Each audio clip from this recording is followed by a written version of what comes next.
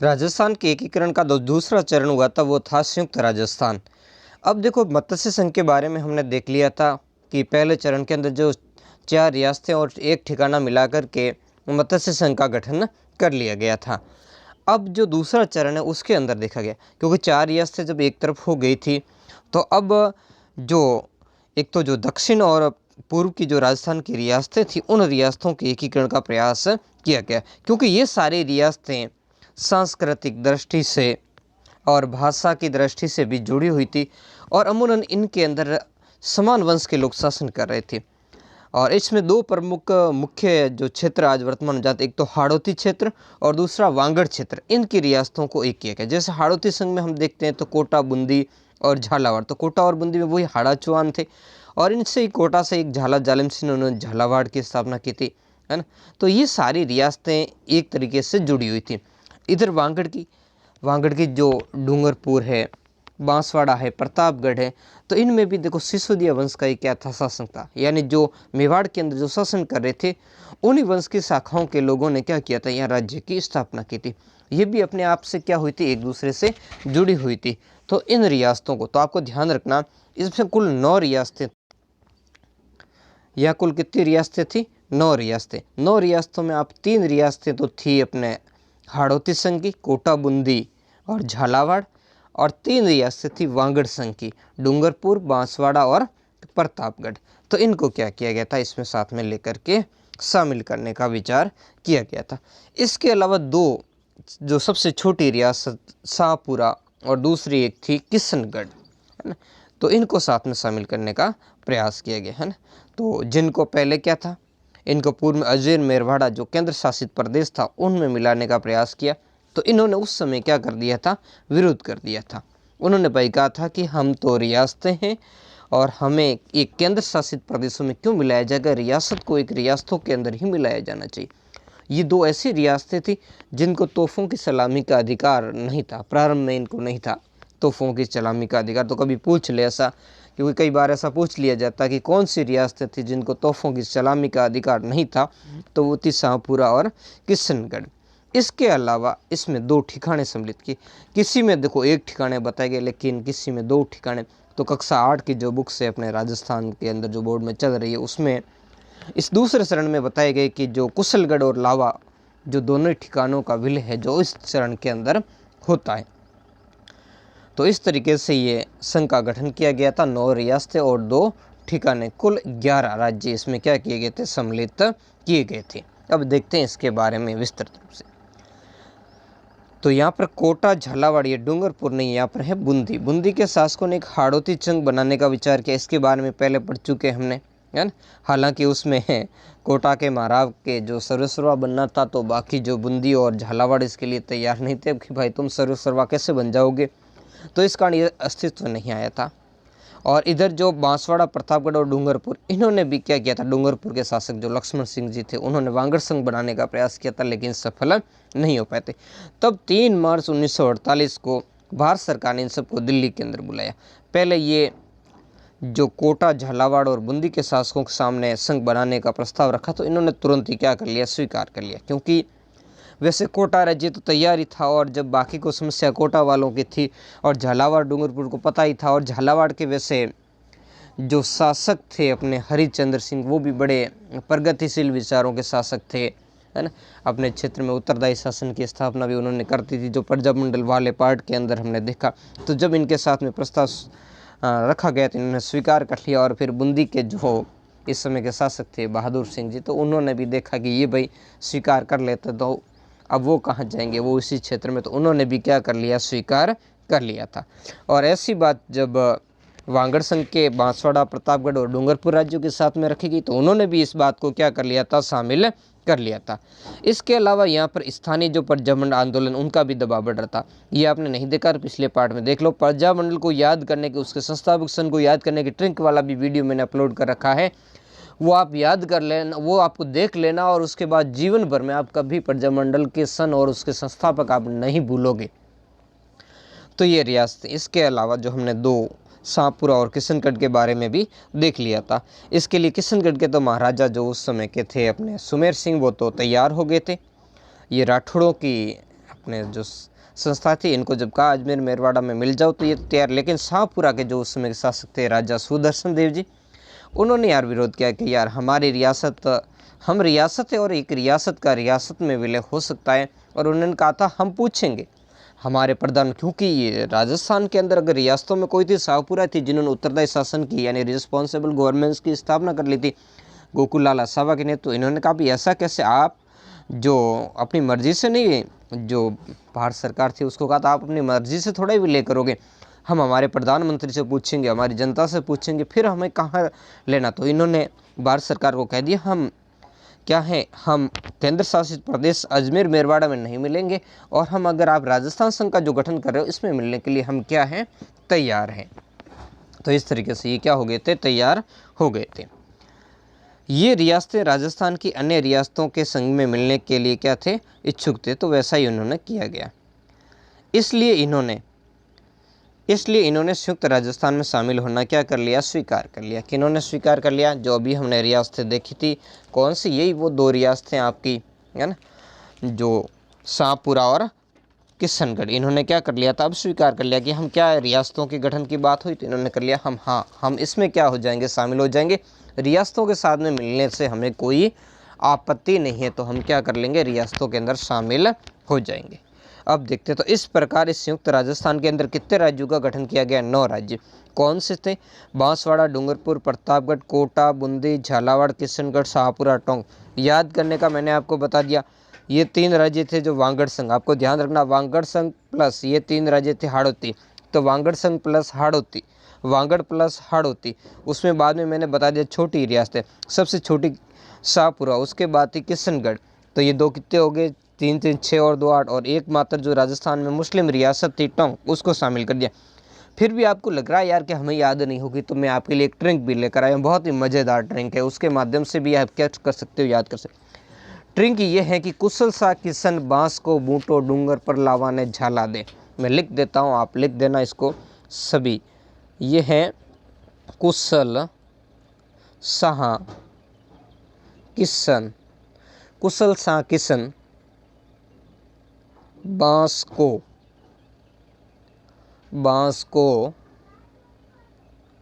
बूटो, बूटो अपने पेड़ को कहा जाता, वृक्ष को अपने राजस्थानी भाषा में बूटो, डूंगर पर लावा ने झाला दे, है ना।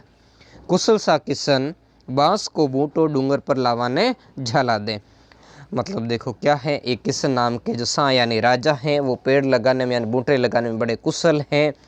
तो वो लोगों से, अपने जो आदमी हैं उनसे मंगवा रहे हैं भाई कि आप बांस के जो बूटे यानी उसके जो पौधारोपण के लिए किया वो ले आओ डूंगर यानी पहाड़ पर, उसको क्या करते हैं, उसको लगाएंगे। तो कुशल से आपको याद हो जाएगा कुशलगढ़, शाह से शाहपुरा, किशन से किशनगढ़, बांस से बांसवाड़ा, को से कोटा, बू से बूंदी, टो से टोंक, और डूंगर से डूंगरपुर, पर से प्रतापगढ़, लावा से लावा ठिकाना, और झाला से झालावाड़। यहाँ कुशल, तो ये कुशलगढ़ और लावा 2 ठिकाने आ गए, और बाकी आपके इसमें क्या आ गई, 9 रियासतें आ गई। तो इस तरीके से आप एक ट्रिक के माध्यम से भी आप इसको क्या कर सकते हो, याद कर सकते हो। और इसके लिए अलग से भी कभी मेरे को समय मिला, हालांकि मैंने पहले अपलोड कर रखा है, आप जो प्ले लिस्ट के अंदर जाकर देख सकते हो, तो वहाँ भी मैंने इसके बारे में बता रखा है, इस ट्रिक के बारे में। तो इस तरीके से इसका पूरा क्षेत्रफल जो हुआ था 16,807 वर्ग मील का क्षेत्र था, और इसकी आबादी 23.5 लाख थी। और इसकी इनकम थोड़ी ध्यान रखना, कई बार सीधा पूछ लिया जाता है ना, मत्स्य संघ का जैसे एक बार पूछ लिया था, तो वैसे इसका पूछ लिया जाता है। 1.9 करोड़ रुपए वार्षिक इसकी संघ की बनने वाले की आय थी। तो अब देखेंगे आगे, प्रस्तावित जो नए संघ के क्षेत्र के मध्य में मेवाड़ पड़ता था। हमने देखा था कि अब जैसे मैं एक मैप भी आपको दिखा देता हूँ, ये आपके सामने मैप है, ये तो अपने मत्स्य संघ का है, जो अपने अलवर, भरतपुर, धौलपुर और करौली का, ये नीचे आप देख रहे हो ना, यही है दूसरे चरण का मैप। इस तरह आपका किशनगढ़ है, ये टोंक के अंदर वो लावा ठिकाना है, और इधर आपका ये कोटा है, ये बूंदी है, और इसके अलावा यहाँ पर आपका झालावाड़ है ना। तो ये सारी आपकी रियासतें हैं इसके अंदर, ये प्रतापगढ़, डूंगरपुर, है ना, ये सभी रियासतों का इसके अंदर क्या हुआ, प्रतापगढ़, बांसवाड़ा। तो इसके बीच वाला ये वाला क्षेत्र, इस साइड में जो पड़ता था इलाका, ये इलाका इस साइड वाला कौन सा, ये मेवाड़ का था, है ना। तो इन्होंने कह दिया कि भाई ये सारा इलाका का जब गठन हो गया है तब क्या होगा। इसको आगे एक और मैं दूसरा मैप भी बताऊंगा, उसमें आपको थोड़ा और क्लियर करवा दूंगा। तो इनको भी कह दिया कि आप भी क्या हो जाओ, हमारे साथ में क्या हो जाओ, शामिल हो जाओ। किसको, मेवाड़ को, बीच में पड़ता था। तो मेवाड़ ने क्या उत्तर दिया उसको हम जानेंगे। इसको आप पूरा देख लो, ये है ना, इस तरीके से था। ये नीचे की साइड में ये प्रतापगढ़ वगैरह, तो इसके बीच में कौन सी थी, मेवाड़ रियासत पड़ती थी। तो मेवाड़ वालों को भी कहा कि आप क्या हो जाए हमारे साथ में शामिल। लेकिन रियासती विभाग का जो मापदंड था उसके अनुसार मेवाड़ अपना पृथक यानी अलग अस्तित्व रख सकती थी। क्या मापदंड था कि उन्हीं रियासत का विलय किया जाएगा जिसकी जनसंख्या कितनी हो, जनसंख्या अपने होनी चाहिए 10 लाख, और आय होनी चाहिए उसकी कितनी, 1 करोड़। यानी उस रियासत की आय, जिसकी आय हो 1 करोड़ रुपए और जिसकी जनसंख्या कितनी हो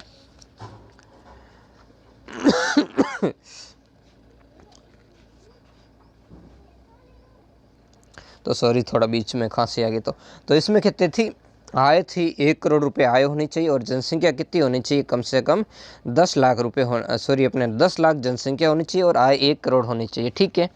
तो इस हिसाब से मेवाड़ और अपने जिसको उदयपुर भी कहते हैं, जयपुर थे, अपने जोधपुर है और बीकानेर, ये 4 रियासतें थी जो अपना क्या कर रखती थी, अलग अस्तित्व रख सकती थी। तो इस कारण मेवाड़ भी रियासत क्या रह सकती थी, अलग रह सकती। फिर भी रियासती विभाग ने मेवाड़ को इस संघ में शामिल होने के लिए क्या किया, निमंत्रण दिया, आमंत्रित किया। और इधर जो बूंदी, आगे हम देखेंगे बूंदी के महाराजा भी प्रयास कर रहे, किंतु मेवाड़ के महाराणा भूपाल सिंह थे इसमें, जो एकमात्र इस राजस्थान के एकीकरण के सभी अपाहिज महाराजा थे।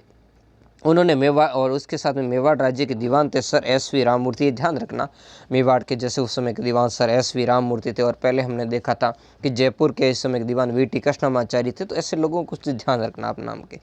तो इस प्रस्ताव का क्या किया था, उन्होंने विरोध करते हुए कहा कि भाई हम ऐसे कैसे मिल जाएंगे, एक भारत जो आज की रियासत है ना। एक और मेवाड़ कितने साल के, 1300 वर्ष का पुराना राजवंश है, और भारत एक जो अंग्रेजों के दी हुई उपज है, और आज की उसके अंदर हम अपना अस्तित्व खत्म कर दें, है ना। अपनी गौरवशाली जो परंपराएं हमने बापा रावल से लगा करके, इससे पहले गोइल से शुरू हुई थी, गोइल बप्पा रावल, इधर कुंभा राणा सांगा प्रताप जैसी हमारी कितनी गौरवशाली परंपरा, हमने किसी के सामने झुके ही नहीं। और आज एक कल के जो देश भारत के साथ में उसके मानचित्र के अंदर हमने अस्तित्व क्या कर ले, खत्म कर दे आज। तो इस तरीके की बातों को लेकर के उन्होंने कहा नहीं, हम शामिल नहीं होंगे। अगर बाकी जो संघ बन रहा है राजस्थान संघ, अगर उसको हमारे अंदर शामिल होना है तो हम उसके लिए क्या हैं, तैयार हैं। तो इस तरीके से उस समय इन्होंने क्या की थी, स्वीकृति नहीं दी थी, यानी वो राजस्थान के अंदर शामिल नहीं हुए थे।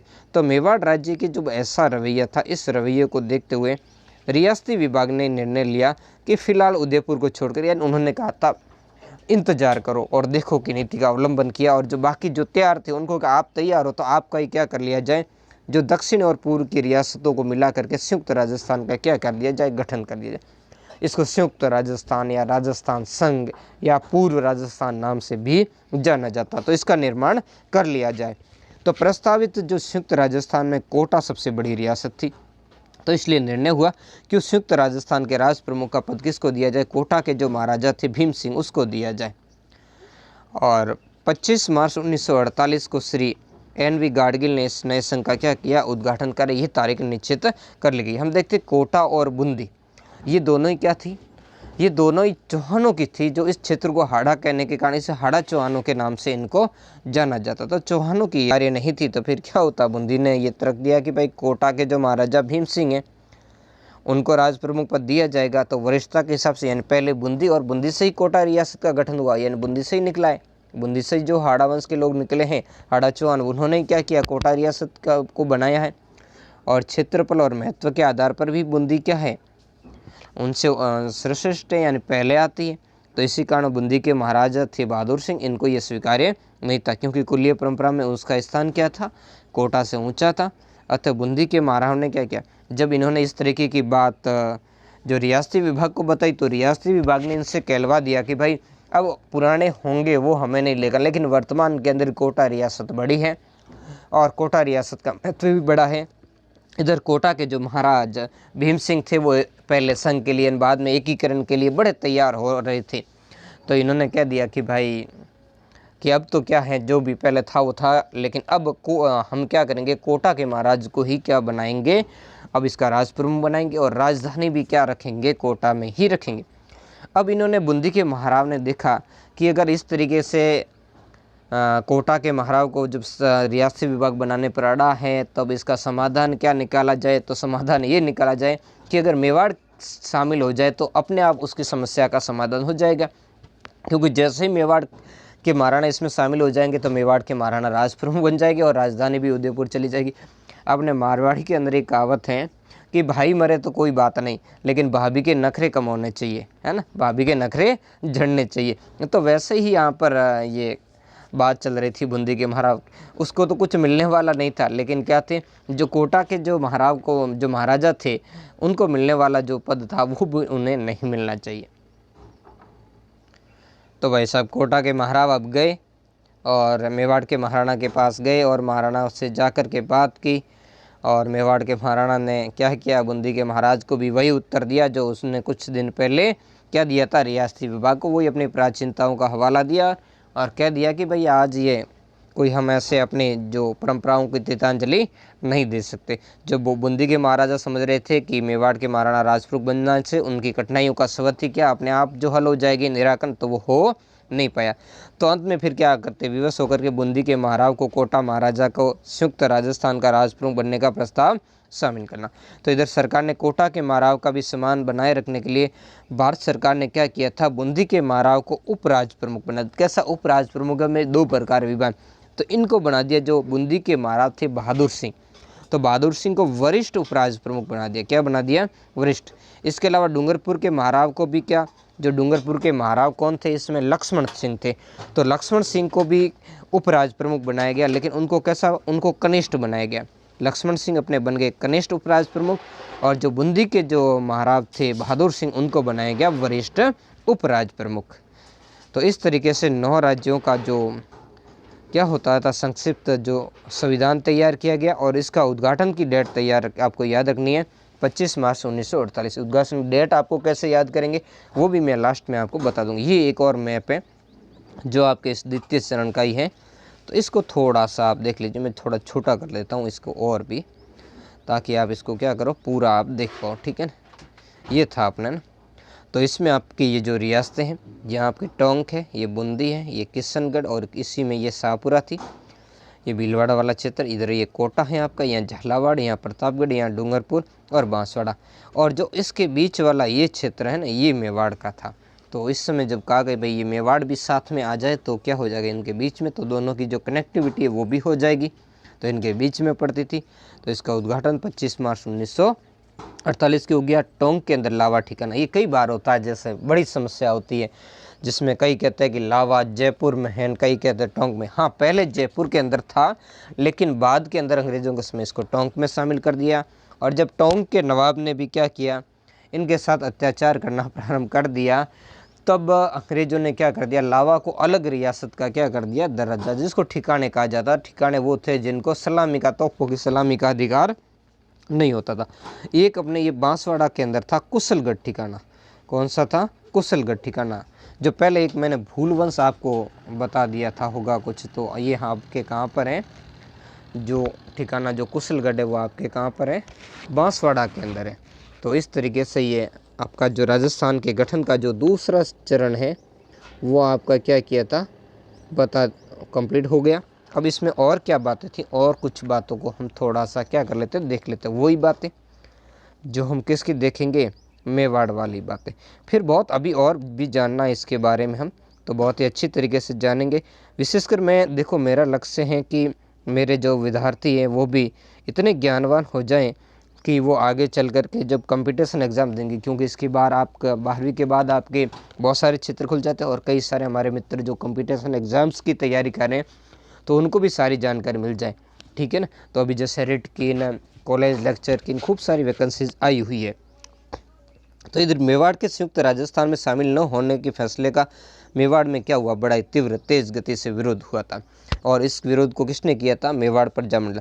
और मेवाड़ प्रजामंडल ने बड़ा ही क्या किया था, विरोध किया था। और प्रजामंडल के प्रमुख नेता और संविधान निर्मात्री के सदस्य थे श्री माणिक्यलाल वर्मा ने कहा कि मेवाड़ की 20 लाख जनता के भाग्य का फैसला अकेले मेवाड़ के महाराणा नहीं कर सकते, है ना। तो इसके लिए क्या है कि वो अकेले फैसला नहीं कर सकते कि मेवाड़ किसके साथ शामिल होगी, क्या होगी। तो इसलिए उनको ये निर्णय नहीं है, ये मेवाड़ के महाराणा या उसके प्रधान जो सर SV राममूर्ति थे उनको नहीं है, वो नहीं कर सकते। प्रजामंडल की ये स्पष्ट नीति थी कि मेवाड़ अपना अस्तित्व समाप्त करके राजपूताना प्रांत का एक अंग बन जाए। और इधर अखिल भारतीय जो देसी राज्य लोक परिषद थी वो भी ऐसा एक बात कर रही थी कि जो मेवाड़ है वो भी क्या हो जाए, एक इकाई के रूप में शामिल हो जाए। लेकिन मेवाड़ के महाराणा अपने नीचे पर क्या थे, अटल थे। तो शीघ्र ही मेवाड़ की राजनीतिक स्थितियाँ पलटी। कैसे पलटी, अब देखो इधर प्रजामंडल ने आंदोलन चला ले। तो 5 अप्रैल की एक घटना है। 5 अप्रैल को जब प्रजामंडल इस मेवाड़ सरकार के विरुद्ध आंदोलन चला रहा था, उसी समय क्या किया गया, तो उन पर गोलीबारी कर दी गई। यानी इसमें गोलीबारी कर दी, जिसमें इस प्रजामंडल के 2 सदस्य थे, शांतिलाल और आनंदीलाल, ये मारे गए, ये शहीद हो गए थे। तो इस घटना से यहाँ का जो राजनीतिक वातावरण बड़ा उत्तेजित हो गया और इसी ने ही यहाँ पर राजनीतिक परिस्थितियाँ पलटने में दिया। अब इसकी जो हत्याकांड हुआ और हत्याकांड की जो प्रजामंडल ने राज्य से अविलंब और न्यायिक जांच की मांग की और जल्द से जल्द कहा कि भाई उत्तरदायी सरकार की स्थापना की जाए। तो और दिल्ली में भी इस समय क्या थी, जो कांग्रेस की सरकार थी, और यहाँ पर मेवाड़ के महाराणा पर दबाव आया कि अगर उनकी भी स्थिति ऐसी हो रही है घटनाएं, तो उनकी स्थिति कहीं अलवर और भरतपुर जैसी न हो जाए। क्योंकि अलवर में भी जो अपने गांधी जी की हत्या में नाम आने के कारण शासन ले लिया गया था और सांप्रदायिक तनाव के कारण भरतपुर का भी प्रशासन ले लिया गया। तो मेवाड़ महाराणा को डर लग गया कि यार कहीं ना कहीं ऐसे सरकार ने सीधा ही शासन अपने हाथ में ले लिया तो उनको कुछ भी रियायतें नहीं मिलेगी। तो ऐसी स्थिति में जो बदलती हुई परिस्थितियों को मेवाड़ के महाराणा ने समझा और उन्होंने सीधा ही अपने एक आदमी बंदे को भेज दिया दिल्ली के लिए। किस किस को भेजा था, एक तो इनके जो दीवान थे सर SV राममूर्ति और मोहन सिंह मेहता और आदि सलाहकार को भेजा, क्योंकि महाराणा को यही लगा कि एक मात्र राजस्थान संघ में वो विलय हो जाए और इसी से ही इस प्रजामंडल जैसे ये जो जिन पीछे पड़ा हुआ इससे छुटकारा पा सकते हैं। ठीक है, तो उनको यही एकमात्र उपाय नजर आया। तो इसलिए SV राममूर्ति और मोहन सिंह मेहता को इनको कहाँ भेजा गया, दिल्ली, और वहाँ जाकर के रियासती विभाग के साथ में बात करें। इधर रियासती विभाग ही बड़ा इंतजार कर रहा था, तो उन्होंने भी, रियासती विभाग ने भी इस सुनहरे अवसर के इंतजार में था। उनको ये भरोसा ही नहीं था कि मेवाड़ जैसा जो महाराज जो क्षेत्र है वो कभी जब इतना टक्कर कर रहा था वो इस तरीके से सामने से आकर के कहेगा कि भाई हमें क्या कर दो, मेवाड़ को भी क्या कर दो, राजस्थान संघ के अंदर शामिल कर दो। तो वहाँ रियासती विभाग के साथ में इन्होंने बातचीत की। रियासती विभाग की ये नीति थी कि भाई हमें कितना दिया जाए, 10 लाख रुपए ही प्रीवी पर्स दिया जाएगा। लेकिन मेवाड़ के महाराणा ने 20 लाख की मांग की। तो बाद में इनको कि भाई 10 लाख तो प्रीवी पर्स और 5 लाख आपको वार्षिक जो राज प्रमुख के भत्ते के रूप में और 5 लाख रुपए आपको मेवाड़ जो राजवंश की धार्मिक परंपरा के जो अनुसार जो धार्मिक कार्य किए जाएंगे उसके लिए खर्च के लिए देना स्वीकार कर लिया। और उनको आजीवन राज प्रमुख बनाना था, इसके अलावा उदयपुर को राजधानी बनाना था। तो ये सारी बातें स्वीकार कर ली गई। तो मेवाड़ के जो प्रतिनिधि मंडल थे उसने क्या किया, जो रियासती विभाग से मिलकर के अपनी मनचाही शर्तें मंजूर करवा के जब ये दिल्ली से उदयपुर लौटा तो महाराणा ने ये सारी बात क्या कर ली, स्वीकार कर ली। और महाराणा को बड़े उन्होंने राहत की सांस ली, अब ठीक हुआ। तो इस तरीके से ये अब गतिरोध समाप्त हो गया और महाराणा ने 23 मार्च 1948 को भारत सरकार को बता दिया कि मेवाड़ भी जो संयुक्त राजस्थान में शामिल होने का इच्छुक है ना। तो अब देखो, जब संयुक्त राजस्थान इसमें शामिल होने का इच्छुक था और मेवाड़ के महाराणा का भी राजस्थान के उद्घाटन की जो तारीख 25 मार्च रखी उससे आगे बढ़ाया जाए। लेकिन अब क्या था, चूंकि विलय की प्रक्रिया व उद्घाटन के सभी, तो इसी कारण क्या था, कार्यक्रम में परिवर्तन न करते हुए श्री NV गाडगिल ने संयुक्त राजस्थान का विधिवत उद्घाटन किया। अब देखो, अब बात ये थी कि मेवाड़ के महाराणा ने जब अपने इरादे की सूचना भेजी तब भारत सरकार ने किसको, कोटा के महाराजा को कहा कि भाई आप थोड़े दिन के लिए रुक जाइए। अब कोटा के महाराजा ने ये देखा कि हाथ में आई बाजी जा रही है, थोड़ा बहुत जो सम्मान मिला था वो हाथ से जा रहा, तो उन्होंने भारत सरकार को कह दिया, देखो साहब अब परसों तो उद्घाटन है, मैंने आस पड़ोस के सभी राजाओं को और अन्य अतिथियों को क्या कर दिया, मैंने निमंत्रण भेज दिया है, समारोह की सारी तैयारियां हो गई है, जो मिठाई वगैरह जो सारी थी वो बन चुकी है ना, और सारा जो खर्चा वगैरह करना था वो कर लिया है। तो ऐसी स्थिति में आप कह रहे हो कि इसको वापस ले लिया जाए, तो ये कहीं मुझे ठीक नहीं लग रहा है। तो ये बात अब इनका जब कोटा महाराज का ये तर्क भी भारत सरकार को भी ठीक लगा, उनको जस गया और मान लिया कि भाई, तो इसने इसी कारण मेवाड़ के महाराणा को कह दिया कि भाई आप एक बार के लिए रुक जाइए, इसका उद्घाटन कर दीजिए, कर लेने दीजिए, फिर आपका जो उद्घाटन है वो आपके यहाँ रखा जाएगा, अलग से खास रखा जाएगा मेवाड़ के लिए उदयपुर के अंदर। तो इस तरीके से 25 मार्च को क्या कर दिया गया, इसका 25 मार्च 1948 को जो राजस्थान के दूसरे चरण का, एकीकरण के दूसरे चरण का जो उद्घाटन है वो किया, किसने किया था, एन.वी. गाडगिल ने कर लिया था। इसमें गोकुललाल असावा जो शाहपुरा के थे उनको इसका क्या बना दिया गया, प्रधानमंत्री बना लिया गया। किसको बनाया गया है, गोकुललाल इस असावा को। किंतु भारत सरकार की सलाह पर मंत्रिमंडल का जो गठन है उसका कार्य क्या कर दिया गया, स्थगित कर दिया, क्योंकि अभी मेवाड़ को क्या करना था, इसके अंदर शामिल करना था। तो थोड़ा सा इसके अंदर आप हम देख लेते हैं। अगर आपको कुछ और भी बातें इसके अलावा हम बताऊंगा आपको, जैसे आपको तारीख क्या रखनी, एक तो इसका उद्घाटन याद रखना, एक तो आपको जैसे पहले तो कितनी रियासतें थी, तो इसमें 9 रियासतें और 2 ठिकाने इसमें शामिल किए गए थे। क्षेत्र कौन सा था, तो दक्षिणी पूर्वी और दक्षिण राजस्थान की जो रियासतें थी वो इसमें शामिल की गई। उद्घाटन कब हुआ था, तो 25 मार्च 1948 को हुआ था। उद्घाटनकर्ता कौन थे, तो एन.वी. गाडगिल, जो वही नरहरि विष्णु गाडगिल। और रियासतें कौन सी थी, तो शाहपुरा, किशनगढ़, बांसवाड़ा, कोटा, बूंदी, टोंक, डूंगरपुर, प्रतापगढ़ और झालावाड़, ऐसे कुल 2 ठिकाने, लावा और कुशलगढ़। वो ट्रिंक मैंने आपको बता चुका हूँ किस तरीके से आपको याद रखनी है। अब इसकी राजधानी कहाँ रखी गई थी, राजधानी कोटा के अंदर रखी गई थी। जो इसमें संयुक्त राजस्थान की सबसे बड़ी रियासत थी। राज प्रमुख किसे बनाया गया, तो कोटा के महाराजा भीम सिंह को राज प्रमुख बनाया गया। उपराज प्रमुख के अंदर वरिष्ठ उपराज प्रमुख बूंदी के महाराज बहादुर सिंह को बनाया गया, जबकि बूंदी के महाराजा बहादुर सिंह को बनाया गया। जबकि वरिष्ठ उपराज प्रमुख जो डूंगरपुर के जो महाराज थे लक्ष्मण सिंह, अपने गलत बता दिया मैंने, जो वरिष्ठ उपराज प्रमुख तो बूंदी के बहादुर सिंह को और कनिष्ठ उपराज प्रमुख जो डूंगरपुर के लक्ष्मण सिंह है उनको बना दिया गया। तो इस तरीके से इनका क्या कर दिया गया था, गठन कर दिया गया था। अब मैं इस जो रियासतें उनके शासकों के बारे में एक बार से आपसे 9 रियासतें और 2 ठिकाने, उसके इस समय के आज़ादी के शासक कौन थे। कई बार ये सीधा सा मिलान का क्वेश्चन आ जाता है, या फिर कह दिया जाता 3 को सम्मिलित करके और एक को बता दिया इसमें से कौन सा असंगत है, तो उसको भी देख लो। उससे पहले एक ट्रिक देख लो आप, अगर इसके जो राज प्रमुख है, इसकी डेट है, उनको आपको याद रखना है तो किस तरीके से याद रख सकते। एक ट्रिक है कि भीम है ना, भीम 25 गाड़ा को मार्च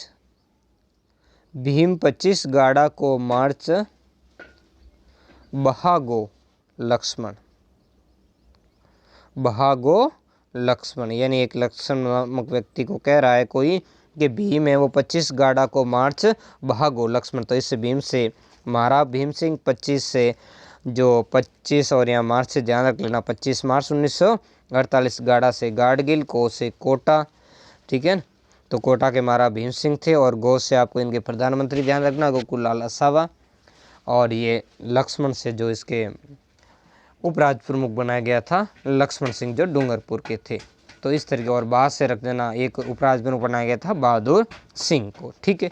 अब कुछ और बातें हम करेंगे जो इसके रियासत उनके तो देखो रियासतें 9 थी। पहले हम देख लेते कोटा। तो कोटा के महाराज भीम सिंह थे। यहाँ हाड़ा चौहानों का शासन था, यानी वो चौहान ही कहेंगे, हाड़ा वो क्षेत्र था तो हाड़ा चौहान इस कारण कहने लगे। दूसरा इसके अंदर था बूंदी। तो बूंदी के इस समय के जो राजा थे वो थे बहादुर सिंह, है ना, ये भी हाड़ा चौहान थे। इसके अलावा इस क्षेत्र में एक थी झालावाड़। झालावाड़ के अंदर जो हरिश्चंद्र थी, जो वही झाला जालम सिंह के वंशज थे, उसी में हरिश्चंद्र सिंह। अगली जो इसमें रियासत हम देखते हैं तो वो थे डूंगरपुर। डूंगरपुर के अंदर लक्ष्मण सिंह, ये सिसोदिया वंश के थे। इधर प्रतापगढ़ के जो इसमें राजा थे वो थे अंबिका प्रताप सिंह, ये भी सिसोदिया थे। इधर अपने तीसरी जो शाहपुरा थी जिसके सुदर्शन देव जी थे राजा, वो, और ये भी सिसोदिया थे। तो इस तरीके से इस क्षेत्र की जो भी रियासतें थी उनके शासक कौन से थे, जो कौन से अभी हमने देखा ये सिसोदिया वंश के थे, चाहे वो प्रतापगढ़ हो, चाहे डूंगरपुर हो, इधर चाहे बांसवाड़ा हो। तो बांसवाड़ा के इस समय कौन थे, चंद्रवीर सिंह थे, ये भी सिसोदिया ही थे। इसके अलावा कुछ जो ठिकाने हमारे पीछे रह गए और कुछ रियासतें, जिसमें एक रियासतों में थी अपने किशनगढ़ के समय के जो राजा थे सुमेर सिंह, और यहाँ राठौड़ों की ये रियासत हुआ करती थी। अब देखते हैं हम टोंक, जो मुस्लिम रियासत थी उसमें राजस्थान की एकमात्र, इसके जो इस समय के नवाब थे अजीब उद्दौला थे, और ये पिंडारी वंश समझता, पिंडारी एक मुसलमानों का एक वंश था, उसी के यहाँ प्रशासन था, और 2 ठिकाने कुशलगढ़ जो बांसवाड़ा के अंदर पड़ता है, और इस समय इसके कुशलगढ़ के जो राजा हुआ करते थे वो हरिंदर कुमार सिंह होते थे, और ये राठौड़ों का ठिकाना हुआ करता था। यह ध्यान रखना, कुशलगढ़ था सिसोदिया के इलाकों में, लेकिन था ठिकाना राठौड़ों का। इधर हम देख लेते हैं लावा जो कि टोंक के अंदर स्थित है। उस समय यहाँ के ठाकुर थे वंश प्रदीप सिंह, जो कि क्या थे, नरूका वंश के थे। तो इस तरीके से ये महत्वपूर्ण जो शासक उनके वंश से संबंधित मैंने आपके सामने क्या कर लिया, डिस्कस कर लिया। और अब इससे संबंधित कोई भी क्वेश्चन किसी भी कंपटीशन एग्जाम्स के अंदर आ जाए, आपका कभी भी गलत नहीं होगा अगर मेरा ये पार्ट आपने देख लिया तो आज का टॉपिक बहुत लंबा हो गया है, तो इस टॉपिक को यहीं विराम देते हैं। मिलते हैं नेक्स्ट टॉपिक में, नेक्स्ट पार्ट में एक नए टॉपिक के साथ। धन्यवाद। मेवाड़ राजस्थान की सबसे महत्वपूर्ण रियासत थी, जिसका अपना ही एक लंबा चौड़ा इतिहास था, और इस इतिहास के कारण मेवाड़ राजस्थान के साथ सम्मिलित नहीं होना चाहती थी और अपना पृथक अस्तित्व रखना चाहती थी। फिर ऐसी क्या परिस्थितियां बनी जिनके कारण मेवाड़ को खुद से ही हाँ कहनी पड़ी थी, रियासती विभाग के पास में जाकर खुद अपने विचार करना पड़ा था। तो इससे संबंधित परिस्थितियां मैंने पिछले वीडियो में बताई थी, लेकिन थोड़ा सा इसमें बता देते फिर से। तो जैसे कि मेवाड़ के महाराणा ने एक दुहाई दी थी कि हमारा एक तो कितना है मेवाड़ के महाराणा, और यहाँ के जो उस समय के दीवान हुआ था करते थे सर SV राममूर्ति, उन्होंने कहा था कि मेवाड़ का 1300 वर्ष पुराना राजवंश है और वो कैसे अपनी गौरवशाली परंपराओं की तीजांजलि एक कल के लिए बना देश भारत के लिए दे दे और खुद को भारत के मानचित्र पर समाप्त कर दे। लेकिन बाद में हमने देखा था कि 5 अप्रैल 1948 को जब प्रजामंडल ने इस निर्णय का विरोध किया था, तब क्या कर दिया, उदयपुर की घटना, उदयपुर के अंदर 5 अप्रैल 1948 को प्रजामंडल के कार्यकर्ताओं पर गोली चला दी गई थी, जिसमें 2 कार्यकर्ता शांतिलाल और आनंदीलाल क्या हो गए थे, शहीद हो गए थे। तो बाद में मेवाड़ के महाराणा पर इस गोलीकांड की जो जांच के लिए दबाव पड़ा और उत्तरदायी शासन की मांग बढ़ती ही जा रही थी। तो ऐसी स्थिति में मेवाड़ के महाराणा को कोई दूसरा रास्ता नहीं मिला, एक ही रास्ता था कि इन सारे विवाद से और प्रजामंडल से अपना पीछा छुड़वा ले, और वो रास्ता था भारत के अंदर विलय होना। यानी उस समय जो संयुक्त राजस्थान बना था, या जिसे हम पूर्व राजस्थान भी कहते हैं, जो दूसरा चरण था जिसे किसी बुक्स में राजस्थान संघ भी कहा गया, तो दूसरे चरण में जो गठित हुआ था उसके अंदर क्या हो जाए, शामिल हो जाए। तो इसके लिए मेवाड़ के महाराणा ने झटपट अपने दीवान राममूर्ति और एक डॉक्टर मोहन सिंह मेहता आदि को कहाँ भेज दिया, दिल्ली भेज दिया, रियासती विभाग के पास में विचार विमर्श करने के लिए। इधर रियासती विभाग तो बड़ा ही इंतजार करके ही पलके बैठा ही बैठे थे, और जब ये पहुँचे तो उनको तो विश्वास ही नहीं हुआ कि मेवाड़ के महाराणा इस तरीके से झुक जाएंगे और खुद दिल्ली के दरखत तक आएंगे जो विलय के लिए। यानी उन्होंने इस सुनहरे अवसर को बिल्कुल ही नहीं गंवाया। तो मेवाड़ के महाराणा की कुछ बातें थी, उन बातों के ऊपर हम विचार करेंगे। तो नमस्कार दोस्तों, मैं हूं अशोक कुमार और आपका मेरे चैनल के अंदर स्वागत है। और चैनल को सब्सक्राइब करें और वीडियो को लाइक कमेंट शेयर जरूर करें। अब पढ़ते हैं विस्तार से। राजस्थान, जो संयुक्त राजस्थान के उद्घाटन के 3 दिन बाद संयुक्त राजस्थान में मेवाड़ के विलय के प्रश्न पर वार्ता हुई। पिछले पार्ट में हमने देखा कि 23 मार्च को मेवाड़ सरकार ने, यानी मेवाड़ के महाराणा ने राजस्थान में विलय की स्वीकृति दे दी थी, लेकिन 25 मार्च का जो दूसरे चरण का राजस्थान संघ का उद्घाटन होना था, तो इसी कारण उनको कहा भाई आप थोड़े समय के लिए रुकिए, आपके लिए क्या करेंगे, अलग से कार्यक्रम का आयोजन करेंगे। सर राममूर्ति ने भारत सरकार से महाराणा की 3 प्रमुख मांगे थी, जो अभी मैंने बताया दिल्ली गए तो इनकी मांग क्या थी। पहले इनकी मांग थी कि महाराणा को संयुक्त राजस्थान का वंशानुगत क्या बना दिया जाए, राज प्रमुख बना दिया जाए। दूसरी उनकी मांग थी उन्हें 20 लाख रुपए वार्षिक पृथ्वी पर दिया जाए। तीसरी उनकी मांग थी कि उदयपुर को क्या बनाया जाए, संयुक्त राजस्थान की राजधानी बनाया जाए। ठीक है, तो ये 3 जो बातें इन्होंने रियासती विभाग के पास में रखी। तो रियासती विभाग ने संयुक्त राजस्थान के शासकों से बात की और बात करके मेवाड़ को संयुक्त राजस्थान में विलय करने का क्या कर दिया, निश्चय कर लिया। और रियासती विभाग ने क्या किया, महाराणा को माना, लेकिन क्या माना, वंशानुगत नहीं, महाराणा को आजीवन राज प्रमुख मान लिया। महाराणा को कह दिया कि जब तक आप जिंदा रहोगे आप क्या रहोगे, राज प्रमुख बने रहोगे, लेकिन आपकी मृत्यु के साथ ही ये जो राज प्रमुख का जो पद है वो पद क्या हो जाएगा, समाप्त हो जाएगा। ये पद जो है महाराणा की मृत्यु के बाद समाप्त होना तय माना गया और इनके कई अनुसार राजधानी उदयपुर मान ली गई थी। और इसके लिए जो कोटा वाले नाराज हो गए, तब कोटा वालों को खुश रखने के लिए कहा, लेकिन जो विधानसभा का गठन होगा उस विधानसभा का प्रतिवर्ष एक अधिवेशन क्या होगा, कोटा राज्य में रखने का निश्चय किया। इसके अलावा कोटा राज्य को कुछ और भी सुविधा दी। कोटा को विशेष राज्य का दर्जा दिया गया और उसके विकास के लिए अलग से जो धनराशि है उसकी भी व्यवस्था की गई थी।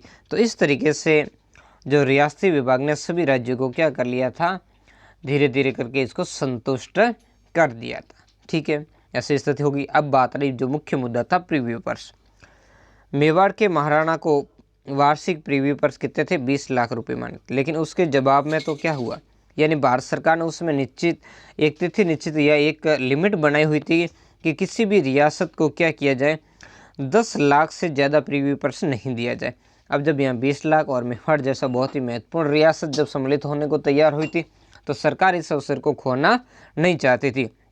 इस कारण सरकार ने मेवाड़ के महाराणा के 20 लाख रुपए प्रीव्यू पर्स को मान लिया, लेकिन उनका प्रीव्यू पर्स तो 10 लाख ही रुपये किया गया, जबकि बाकी जो वार्षिक अनुदान के रूप में 5 लाख रुपए, यानी जो उनका कह दिया कि ये आपका जो आप राज्य प्रमुख रहोगे उसका आपको क्या होगा, ये वेतन होगा, वेतन के रूप में 5 लाख रुपए उनको दे दिए गए, है ना। यानी जो भी कहो, कहीं वेतन के रूप में लिखा है तो कहीं राज प्रमुख के पद का भत्ता लिखा है, और इस बुक में आपको जो वार्षिक अनुदान वही है, अनुदान यानी ग्रांट देना।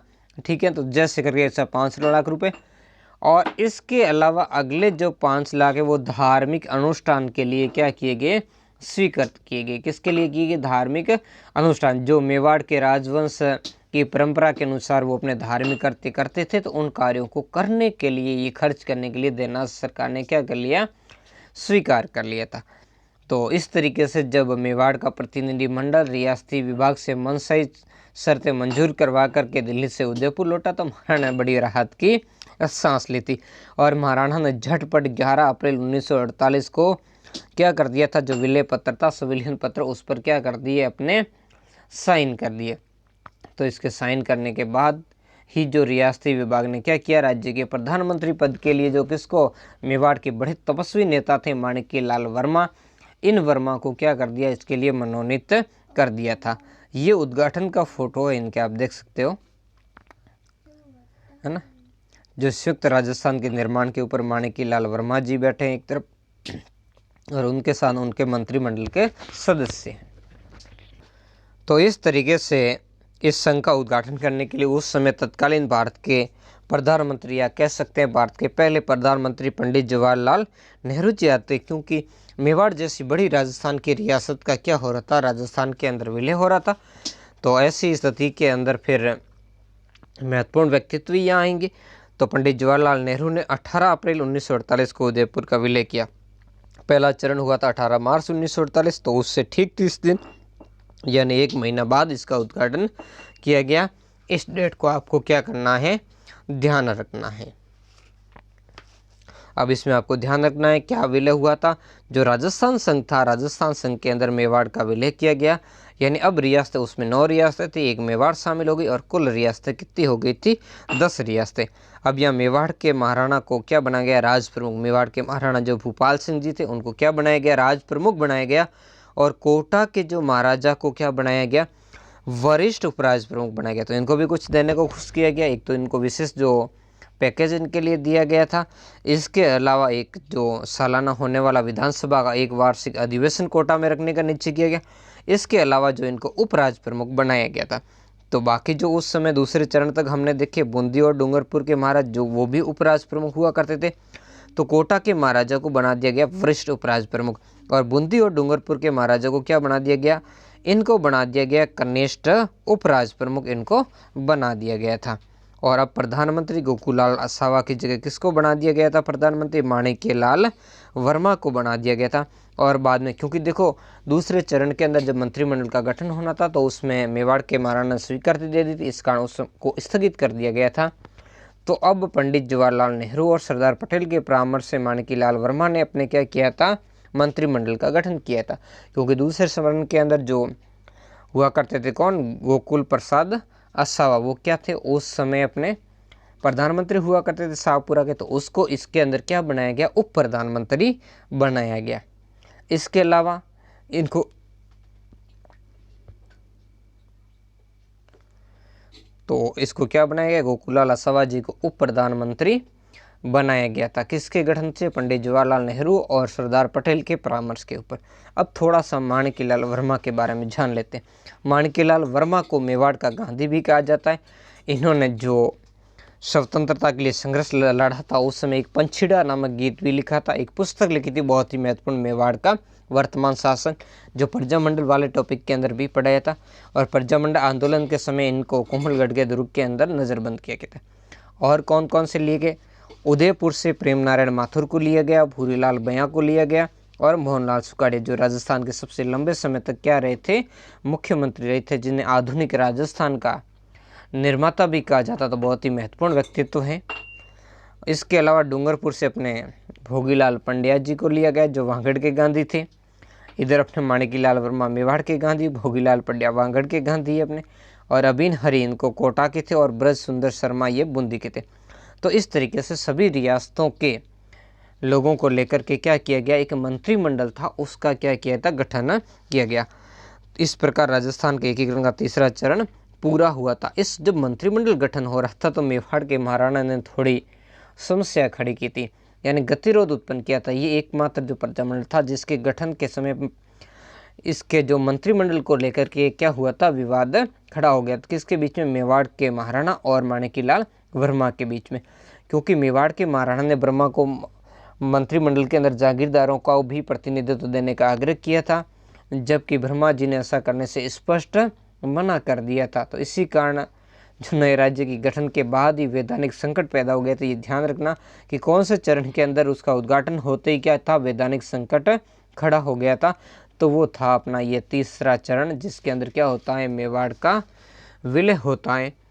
हालांकि बाद में फिर सलाह मशविरा हो करके फिर नेहरू जी से, पटेल जी से सलाह हुई, और इसके बाद में महाराणा भी बाद में राजी हो गए थे। तो इस कारण ये मंत्रिमंडल बाद में बना रहा। इस मंत्रिमंडल ने 11 माह तक काम किया था और बहुत ही महत्वपूर्ण तरीके से काम किया था, और आश्चर्यजनक सफलता मिली थी, क्योंकि इसके सभी व्यक्ति थे, माणिक्यलाल वर्मा और जितने भी, ये बड़े ही कर्मठ व्यक्ति थे और तपे तपाए ये नेतृत्व करता थे। इनकी परिश्रम, लगन, दृढ़ निश्चय के साथ राजस्थान की सदियों से जो शोषित जनता, उसके प्रति उन्होंने अपने उत्तरदायित्व को इन्होंने बेखूबी निभाया था। इसके अलावा आज के लेक्चर में इतना ही। नेक्स्ट वीडियो के अंदर हम व्रत राजस्थान के गठन के बारे में पढ़ेंगे। हाँ, थोड़ा सा इसके अंदर और हम जैसे देख लेते हैं कि इसकी क्या थी क्षेत्रफल, वो बात हमने नहीं देखी। उसके बाद हम नेक्स्ट पार्ट के अंदर बाकी टॉपिक के बारे में देखेंगे। तो इस संघ का जो क्षेत्रफल था वो था 29,777 वर्ग किलोमीटर था, और इस संघ की जो जनसंख्या थी वो जनसंख्या थी 42.61 लाख। इसकी क्या थी, जनसंख्या थी। जबकि इसकी वार्षिक जो आय थी वो वार्षिक आय रुपये 30.16 करोड़ थी। तो बहुत ही महत्वपूर्ण था ये। इसके बारे में अगर ट्रिंक से थोड़ा याद रखने चाहो तो भी जैसे रख सकते हो, जैसे भूपा 18 जवा अप्रैल में मणि भागो लक्ष्मण। ठीक है, तो मिलते हैं नेक्स्ट पार्ट के अंदर, जिस पार्ट के अंदर हम क्या देखेंगे, व्रत राजस्थान का निर्माण, जिसमें राजस्थान की 4 महत्वपूर्ण रियासतें बीकानेर, जोधपुर, जयपुर और जैसलमेर का विलय होगा। उस दिन राजस्थान का स्थापना दिवस मनाया जाएगा। उसमें क्या समस्या आएंगी, उन सारी समस्याओं के अंदर हम बात करेंगे, जिसमें राजस्थानी गठन को लेकर के भी और एकीकरण को लेकर के भी जो भी समस्या आएंगी, उन सारी समस्याओं को हम डिस्कस करेंगे। तो उस वीडियो का आप इंतजार करें, जल्द ही वो वीडियो आपके सामने आएगा। धन्यवाद। इस पार्ट के अंदर हम देखेंगे व्रत राजस्थान का निर्माण। इससे पहले राजस्थान गठन के एकीकरण के 3 चरणों के बारे में देख लिया। उसको आपने नहीं देखा तो प्लेलिस्ट के अंदर जा करके देख लें। अब राजस्थान का चौथे चरण के अंदर, तो इससे क्या हुआ था, एक महत्वपूर्ण निर्णय ये हुआ था कि मेवाड़ का जो विलय हो गया था तीसरे चरण के अंदर। ये बड़ी महत्वपूर्ण बात है, क्योंकि 1300 वर्ष पुरानी जो रियासत थी उसका राजस्थान के अंदर विलय हो गया, तो शेष बच्चे जो राज्य थे उनका विलय भी आसान और निश्चित हो गया था, क्योंकि अब बाकी रियासतों पर भी इसका बड़ा प्रभाव पड़ा था। हम देखते हैं कि जो आज़ादी के समय, मराठों से संघर्ष के समय, 1857 की क्रांति के समय भी सभी ने क्या किया था, मेवाड़ के जो महाराणा थे उनसे हमेशा परामर्श लेने का क्या किया था, प्रयास किया था, क्योंकि ये बड़ी अभूतपूर्व रियासत थी, जिसके अंदर बापा रावल, कुंभा, प्रताप, सांगा जैसे शासक हुए थे। तो इसका अपना ही एक ख्याति थी। तो इसी ख्याति के कारण बाकी रियासतों पर भी इसका अच्छा प्रभाव पड़ा था। तो जिसमें रियासतें कौन थी, जयपुर, जोधपुर, बीकानेर और जैसलमेर का इसके अंदर विलय करना था, क्योंकि उसमें हमने 10 रियासतों का देखा था सम्मिलन हो चुका था। 4 रियासतें मत्स्य संघ के रूप में अलग ही थी। तो इसके लिए इस क्षेत्र में काफ़ी कुछ प्रयास पहले से ही किए जा रहे थे। जैसे अखिल भारतीय जो देशी राज्य लोक परिषद है, उसकी जो राजपूता प्रातिनिधिक सभा है, उसने 20 जनवरी 1948 को एक प्रस्ताव पारित किया था, जिस प्रस्ताव के अंदर कहा गया कि राजस्थान की सभी रियासतों को मिलकर के वृहत राजस्थान राज्य की जो निर्माण की क्या करना चाहिए, उसका निर्माण करना चाहिए था। ठीक है, तो इसके लिए ये काफ़ी समय से क्या कर रही थी, प्रयास कर रही थी। लेकिन इस गठन को लेकर इतना आसान नहीं था। भारत सरकार के सामने बहुत बड़ी कुछ व्यवहारिक समस्याएं भी थी जो इसके अंदर थी। उसमें मुख्य रूप से जो समस्याएं क्या थी, वो समस्या ये थी कि जो रियासती विभाग का जो मापदंड था, उसके अनुसार जोधपुर, जयपुर और बीकानेर ऐसी रियासतें थी जो अपना अलग अस्तित्व रख सकती, यानी वो स्वतंत्र रह सकती थी। इसके अलावा यहाँ की समस्याएं क्या थी, ये बॉर्डर की समस्या थी, यानी इन जो जोधपुर, बीकानेर, जैसलमेर राज्यों की सीमाएं पाकिस्तान की सीमा से लगी थी, जहाँ सदैव आक्रमण का भय यानी डर लगा हुआ था। और जैसलमेर पर तो पाकिस्तान ने कबीलाइयों के रूप में आक्रमण कर दिया था, जिससे कश्मीर पर किया था, और कश्मीर का आधा भाग उनके अधिकार में ही है। तो वैसे ही यहाँ पर भी उन्होंने आक्रमण करवाया था। लेकिन जोधपुर राज्य की भारत सरकार ने तत्परता दिखाई और जोधपुर राज्य की सेना भेज करके क्या करवा दिया, उन कबीलाइयों को यहाँ से क्या कर दिया, भगा दिया था। तो और उसके बाद में फिर क्या कर दिया, भारत सरकार ने इस जैसलमेर का जो प्रशासन है वो अपने हाथ में ले लिया। यानी भारत सरकार के जैसलमेर तो उनके हाथ में आ चुका है। और जब पीछे कौन रहा था, ये 3 राज्य रह गए थे, जोधपुर, बीकानेर और जयपुर, जो अपने आप में क्या थे, अपना स्वतंत्र अस्तित्व भी रख सकते थे। इसके अलावा फिर जो यातायात और संचार के साधनों की दृष्टि से भी ये क्षेत्र क्या हुआ था, पिछड़ा हुआ था, क्योंकि रेगिस्तानी इलाका था सारा। तो यहाँ न तो यातायात के अच्छे साधन थे, इन सब का क्या था, विकास नहीं हुआ था।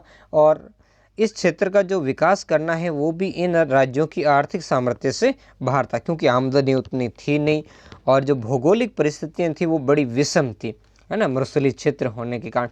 तो ऐसी स्थिति के अंदर क्या था, इन राज्यों को भारत सरकार के अंदर लेना बहुत ही जरूरी था, क्योंकि ये रियासतें विशाल थार के मरुस्थल का एक बड़ा भाग थी। तो रियासती विभाग भी इन रियासतों को क्या करना चाहता था, राजस्थान के अंदर शामिल करना चाहता था। और इसके लिए दिसंबर 1948 के अंदर प्रथम सप्ताह में सरदार वल्लभ पटेल की सहमति से वीपी मेनन जोधपुर, बीकानेर और जयपुर की रियासतों को वृहद राजस्थान के अंदर शामिल करने के लिए इनके पास में विचार विमर्श करने के लिए गए थे। लेकिन ये तीनों ही शासक अपनी अपनी रियासतों को अलग इकाई के रूप में ये रखने के क्या थे, बड़े ही इच्छुक थे। इधर जो दबाव डालने का कौन काम करे थे, समाजवादी दल के नेता थे डॉक्टर जयप्रकाश नारायण। इन्होंने 9 नवंबर कब था, 9 नवंबर 1948 को एक सार्वजनिक सभा में अविलंब वृहद राजस्थान के निर्माण की क्या की थी, मांग की थी, क्योंकि इनको भी बड़ा डर था जो कबीलाई आक्रमण हुआ था उसके कारण, और जिन्ना के साथ जो यहाँ प्रयास चल रहे थे भोपाल का नवाब कर रहा था और इनकी बात इनको पता। तो इन्होंने कहा था उसमें रियासती विभाग के सरदार पटेल को कि आप जल्दी से जल्दी क्या करें, इन जो बॉर्डर पर स्थित जो सीमाई जो ये रियासत है इनका राजस्थान के अंदर क्या कर दें, विलय कर दें। ऐसा ही और विलय का प्रयास किसने किया था, डॉक्टर राम मनोहर लोहिया ने।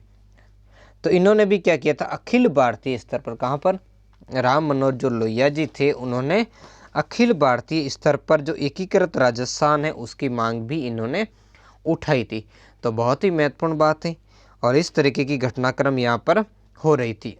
इधर जोधपुर के जो महाराजा थे वो पाकिस्तान के साथ में क्या कर रहे थे, गलबैयाँ कर रहे थे, उनके साथ मिलने का प्रयास कर रहे थे।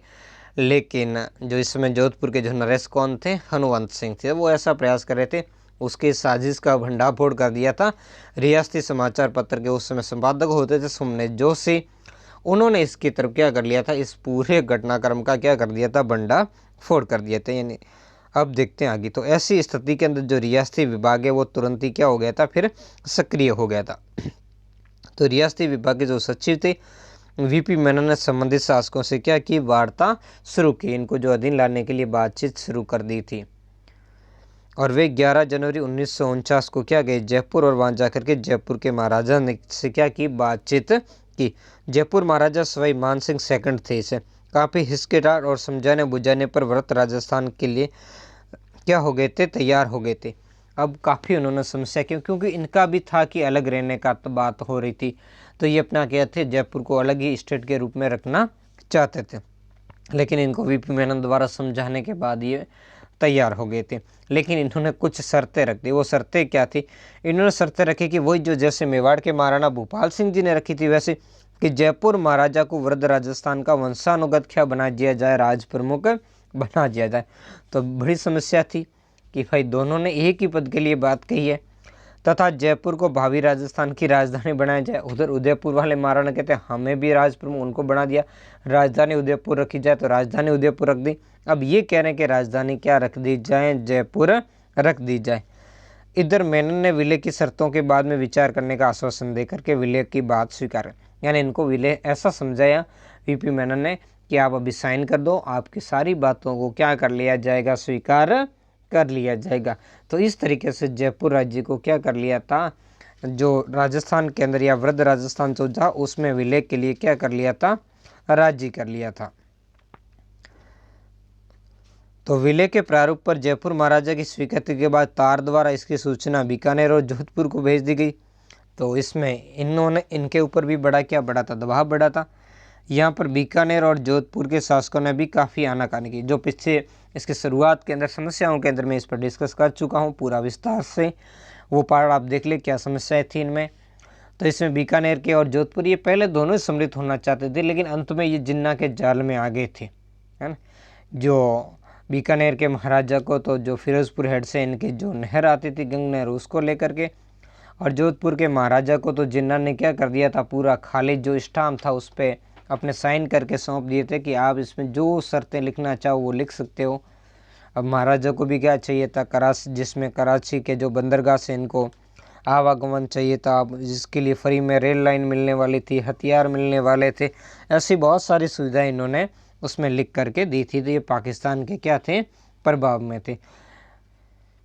लेकिन बाद में फिर जैसलमेर के जो राजकुमार थे उनके साथ जिन्ना से मिलने जाते, तब जैसलमेर के राजकुमार वाली मैंने घटना बताई थी। तो इसके बाद इनका थोड़ा मन ठनका, और जब ये जोधपुर आ जाते हैं तो फिर मेनन जी ने इनको कब्जे में ले लिया और इनको लेकर चले जाते हैं, दिल्ली बुलवा लिया जाता है। और दिल्ली दोनों के बीच में मीटिंग होती है, जहाँ पर भारत के वायसराय थे उस समय के तत्कालीन माउंटबेटन भी उपस्थित होते हैं। माउंटबेटन ने भी इनको समझाया, लेकिन जैसे ही माउंटबेटन किसी काम के लिए वो दूसरे रूम के अंदर गए तो उन्होंने क्या कर दी थी, इनके पास एक पेन पिस्टल थी, उस पेन पिस्टल को क्या कर दिया था, उसकी मेनन की कनपट्टी पर डाल दिया था कि मैं आपको मार डालूंगा, आपका छल के माध्यम में समझता हूँ अच्छी तरीके से, आपने मेरे साथ किसी तरीके का दबाव। बाद में मेनन जी आते हैं, अपने क्या कहते हैं वायसराय जो थे लॉर्ड माउंटबेटन आते हैं और वो पिस्टल लेकर के अपने साथ ले जाते हैं, और अंत में बाद में ये क्या करते थे, स्वीकृति भी दे देते दोनों ही। और सबसे पहले तो ये बीकानेर के महाराजा ही जो होते हैं अपने राजस्थान की रियासतों पर विलय पत्र पर क्या कर देते हैं, हस्ताक्षर कर देते हैं।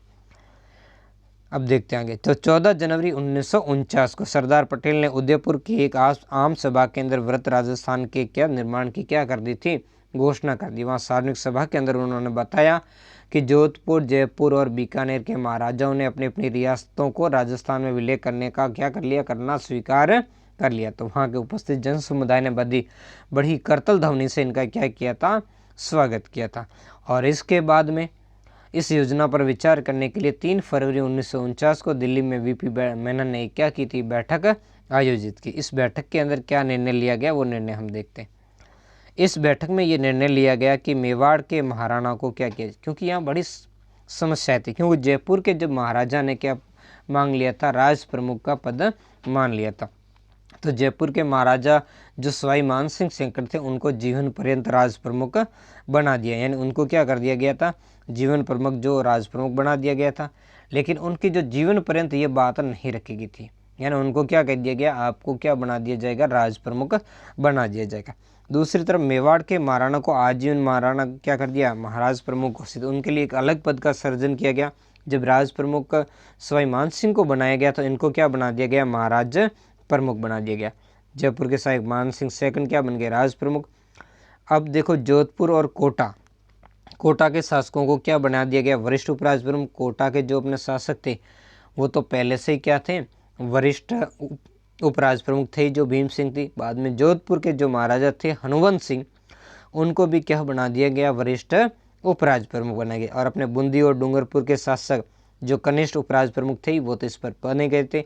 जो बूंदी के थे बहादुर सिंह और डूंगरपुर के थे अपने लक्ष्मण सिंह। बाद में इसमें 2 रियासतें बची, तो बीकानेर के थे अपने शार्दुल सिंह और जैसलमेर के राजा थे रघुनाथ सिंह। तो इस तरीके से ये इन सारों को क्या कर दिया गया, उस समय भारत के अंदर शामिल कर दिया गया। तो जैसे तैसे करके इनको जो इनकी रियासतें वो दे करके इनको भारत संघ के अंदर क्या कर दिया गया था, विलय पर हस्ताक्षर करवा दी गई। अब राज प्रमुख और उसके मंत्रिमंडल को केंद्रीय सरकार के सामान्य नियंत्रण के अंदर क्या किया रखा, और राज प्रमुख को नए संविलियन पत्र पर हस्ताक्षर करके संविधान सभा द्वारा संघीय तथा संवर्ती सूचियों को क्या करना था, स्वीकार करना था। तो इस तरीके की काफी महत्वपूर्ण बातें यह घटनाक्रम इनके साथ में की गई थी। अब बाद में आगे देखते हैं। फिर सरदार पटेल ने जो नई संगठित इकाई का उद्घाटन किया, क्योंकि जो अपने भारत के लौह पुरुष थे वो महत्वपूर्ण व्यक्तित्व आए। उद्घाटन 30 मार्च 1949 को किया, जिसे वर्तमान में राजस्थान दिवस के नाम से जाना जाता है। यानी ये कोई राजस्थान डेट को लेकर के नहीं रखा गया था। इस दिन अपना नक्षत्र एकम को अपना जो नया साल लग रहा था, तो उसी कारण इसका उद्घाटन किया गया था। तो इस दिन अब देखो इसका उद्घाटन होने वाला था यहाँ पर। और इसके उद्घाटन के अवसर पर महत्वपूर्ण व्यक्तित्व कौन आए थे, जय नारायण जी के साथ साथ में जय नारायण व्यास थे। इसके अलावा अपने माणिक्यलाल वर्मा जी थे। और बहुत महत्वपूर्ण यहाँ के कुछ समस्याओं के बारे में हम बात कर लेते हैं। पहले एक तो इनके सबसे ज़्यादा जो समस्याएं थी वो थी राजधानी के गठन को लेकर। किसको गठन को लेकर थी, राजधानी। अब देखो राजधानी का क्या था, यह महत्वपूर्ण रोल था राजधानी को लेकर के, क्योंकि जोधपुर के महाराजा हनुवंत सिंह ने कहा था भाई ऐसे ही आपने मुझे दबाव डाल करके ये साइन करवा दिए तो जोधपुर को क्या बनाया जाए, राजधानी। जबकि जयपुर के महाराजा ने तो ये पहले शर्त लिख दी कि जयपुर को राजधानी बनाया जाए। तो ऐसी स्थिति के अंदर बाद में एक समिति का गठन किया जाता है, जिस समिति के अंदर देखो कई पुस्तकों के अंदर वो लिखा है कि ये समिति थी पी सत्यनारायण राव समिति। जैसे अभी जो कक्षा 9 की राजस्थान सरकार ने एक बुक जारी की है, राजस्थान का स्वतंत्रता आंदोलन एवं शौर्य परंपरा, उसमें भी लिखा है कि राजधानी के चुनाव के लिए सरदार पटेल ने क्या की थी, विशेषज्ञों की एक समिति नियुक्त की थी, जिसका नाम पी सत्यनारायण राव समिति नाम था। पी सत्यनारायण राव की अध्यक्षता में 3 सदस्यीय समिति गठित की गई। अब कुछ के अंदर कहा जाता है कि बीके पटेल समिति गठित की गई थी। ठीक है, तो इस तरह की जो बातें थी मैंने आपके सामने क्या कर दी, शेयर कर दिए। तो इस तरीके से ये समिति, जिस समिति ने अपनी रिपोर्ट के आधार पर सिफारिश की कि भाई जयपुर को राजधानी बनाया जाएगा, क्योंकि जोधपुर के अंदर पानी की सुविधाएं नहीं है और राजधानी के अंदर जो पेयजल के लिए पानी की बड़ी जरूरत है और जयपुर में ये सारी सुविधाएं उपलब्ध है। तो इससे जोधपुर के महाराजा बड़े नाराज हो गए। तो उसके लिए कुछ विभागों का बंटवारा किया गया। ये विभाग इनसे थोड़ा आगे देखेंगे। एक और समस्या क्या हुई, इसके जो प्रधानमंत्री है वो किसको बनाया गया था, श्री हीरालाल शास्त्री जी, उनको क्या बनाया गया था, प्रधानमंत्री बनाया गया था। तो इस बात को लेकर के क्यों माणिक्यलाल वर्मा थे पहले प्रधानमंत्री, अपने जो मेवाड़ के विलय के बाद में राजस्थान जो संयुक्त राजस्थान था उसके कौन थे, जो माणिक्यलाल वर्मा जी थे। तो वो बड़े रुष्ट हुए और इधर जोधपुर का विलय हुआ तो राजस्थान के धुरंधर नेता थे अपने जय नारायण व्यास जी, जिन्हें शेर है राजस्थान के नाम से जाना जाता है। तो उनको पक्का विश्वास था कि मैं बनूंगा, लेकिन बना किसको दिया गया, हीरालाल शास्त्री। ये सरदार पटेल का सारा प्लान था और हीरालाल शास्त्री जी की अपने जयपुर के महाराजा के साथ बड़ी बनती थी। तो सरदार पटेल जी ने इनको बना दिया। तो जय नारायण व्यास और माणिक्यलाल वर्मा ने इन्होंने वहाँ उस समारोह का बहिष्कार कर दिया। वहाँ पर क्या कर दी, कुर्सियाँ फेंकते हुए वहाँ से समारोह छोड़ करके चले गए थे। ठीक है ना, तो ये घटनाक्रम उस समय हुआ था। अब विभागों का बंटवारा थोड़ा सा हम देखेंगे, इसके पहले इसके कौन क्या है मंत्रिमंडल देख लेते हैं, उसके बाद हम क्या कर लेंगे, विभागों के बंटवारे के बारे में भी चर्चा कर लेंगे।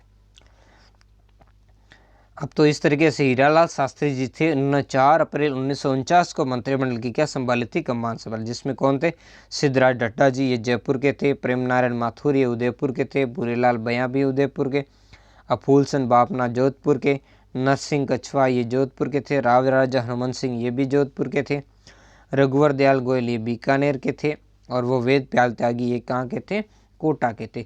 तो इन सब को लेकर के क्या किया गया, जो यह नए जो मंत्रिमंडल है उस मंत्रिमंडल का क्या किया गया था, गठन किया गया था। तो इस तरीके से ये राजस्थान का जो एकीकरण का एक और चरण पूरा हो गया। अब देख लेते हैं इन शासकों को राजी करने के लिए कितनी जो क्या की धन की थैलियां इनको जो बांटी गई थी वो कैसे बांटी गई थी, उनके बारे में हम देख लेते हैं।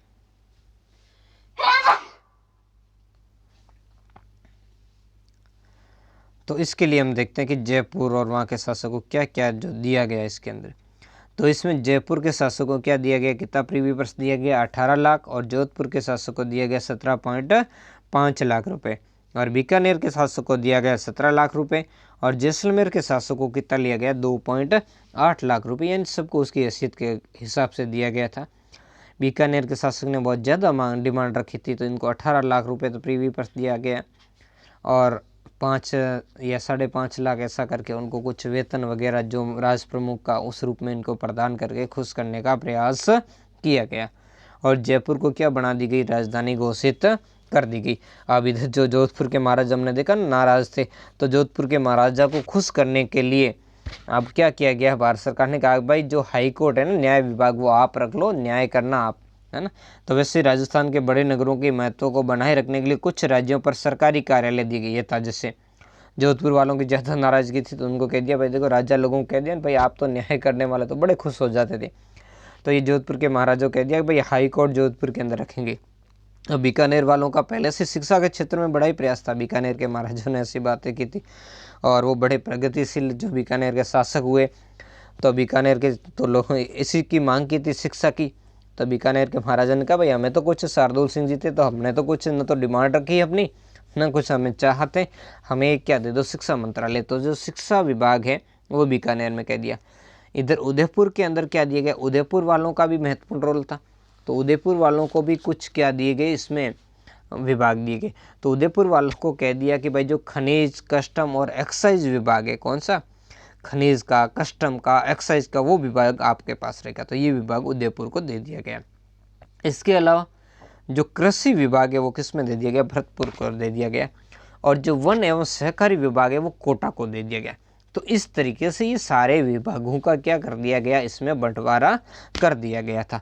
तो इस तरीके से ये राजस्थान के जो गठन का ये चौथा चरण है ये पूर्ण हुआ था, जिसके अंदर बहुत ही महत्वपूर्ण काम हुए थे, और इन्हीं महत्वपूर्ण कार्यों के कारण ये चरण भी बड़ा महत्वपूर्ण माना जाता है, क्योंकि इस चरण के अंदर अब राजस्थान की सारी रियासतों का लगभग विलय हो चुका था, क्योंकि 4 रियासतें मत्स्य संघ के रूप में थी, और जो 10 पहले से थी, 4 इसमें अब हो गई, 14 रियासतें इसमें शामिल थी, 14 और 4 18। अब पीछे कौन सी बची, एक सिरोही रियासत थी।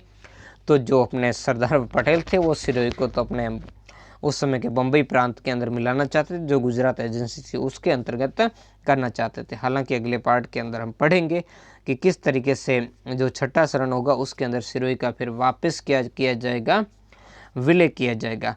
और आज के इस पाठ में इतना। एक और बता दूं, जो BR पटेल जैसे समिति बताई थी मैंने, उसके अंदर कौन कौन सदस्य थे।